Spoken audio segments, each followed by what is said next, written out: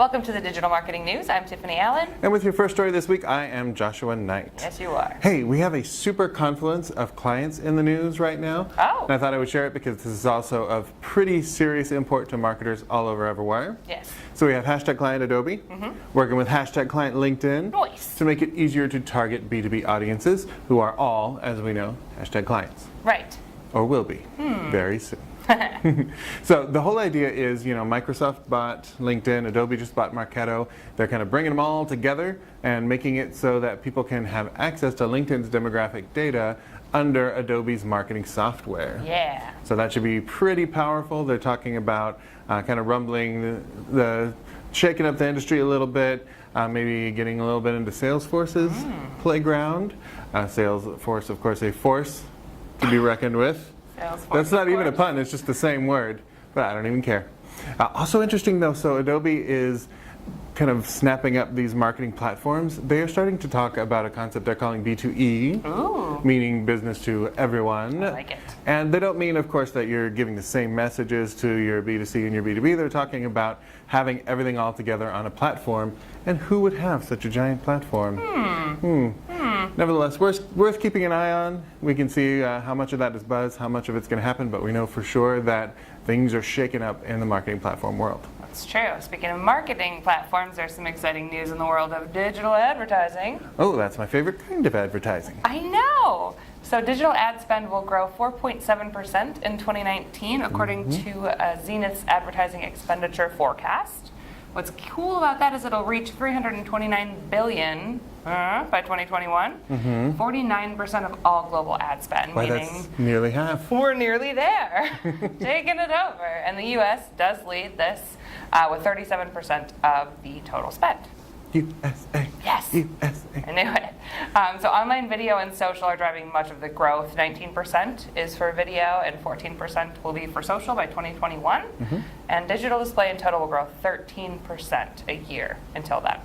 So that's a lot of digital ads coming to a lot of places. Yes. Hey, a thing that's going to be easier for people to search and maybe place ads on Tell in the me. near future?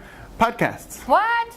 I may have mentioned podcasts a couple of times on this project only because I am super passionate about them, true. but especially for B2B. So Google is bringing search to podcasts. Great. Their podcast app is already automatically transcribing some podcasts, so kind of a rollout right now, but they're using that transcription as metadata on episode pages. Nice. So this is going to make it easier for people to find your podcast, for one. Make it easier to find a particular episode of the podcast. Perhaps could lead to ways to optimize your transcript for more visibility in search. So that's fantastic. We love that people are investing in podcasts. I think that just shows that, I think the technical term is podcastering is here to stay. So if you're a B2B organization that likes having people's attention for 15 minutes to an hour at a time, podcasts might be for you. Why not? There's another cool B2B marketing tactic we haven't talked about in a while. Nice. It's email. Oh. Yeah. So a new study from GetResponse and Ascend shows that among B2B marketers, 63% plan to moderately increase their email budgets this year, and 18% plan to decrease their spend.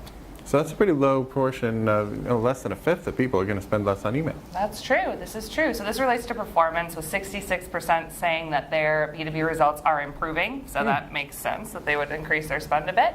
And 17% say they're declining. So again, maybe makes up for those who are declining their spend or decreasing their spend. The main goals, of course, of the email are increasing engagement, lead gen, and brand awareness, followed by conversions, personalization, and list growth. Which is interesting. Personalization, again, maybe not a goal, kind of a tactic. However, the main challenges and the main goals are consistent, right? The top challenges include increasing engagement and conversions and lead generation, even though those are the main goals. So makes sense. The things that you're most challenged with are the things that you want to improve. But think about, who you're sending your messages to, what kind of content you're using. Are you using the right subject line? Because nothing matters if nobody emails it or opens your email, rather, or forwards it for that matter. So think about those things as you're creating any sort of content, specifically email. And as we always say when we talk about email, make sure that every destination you send people to from your email is optimized for mobile. I was going to say responsive. You beat me to it. Directly responsive, mobile optimized for mobile. Yeah. Exactly.